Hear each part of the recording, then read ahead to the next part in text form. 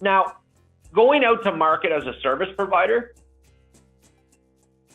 the majority of you offer a very similar service as a baseline, which is fine. But all of you have a differentiating factor.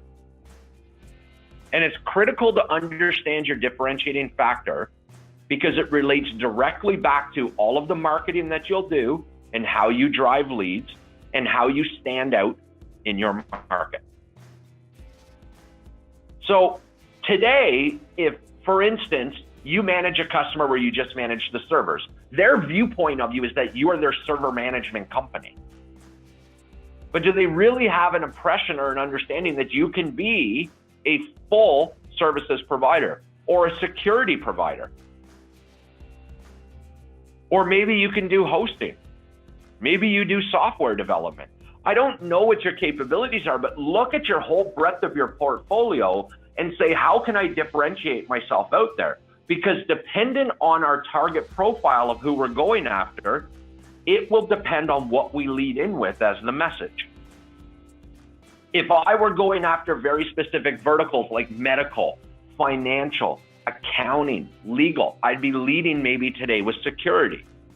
Where if I'm looking at a general business, I might be leading in with true managed services.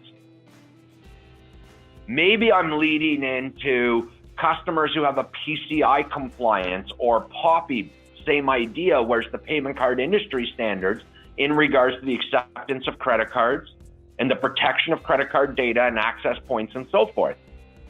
Maybe that's a lead in. It's okay, again, it's your beachhead.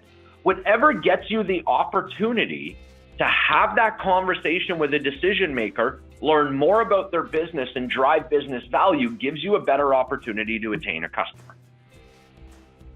And how do you define a profitable versus unprofitable prospect? You need to look for the indicators early on in the sales process. Somebody who may reach out to you and say, I just want your pricing, I don't want to meet with you.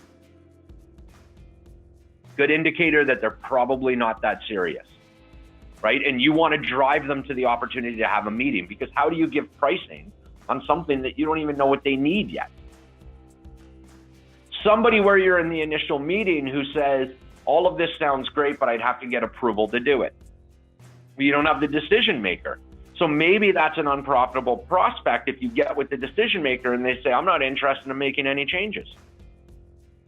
So your qualification is happening throughout the whole process.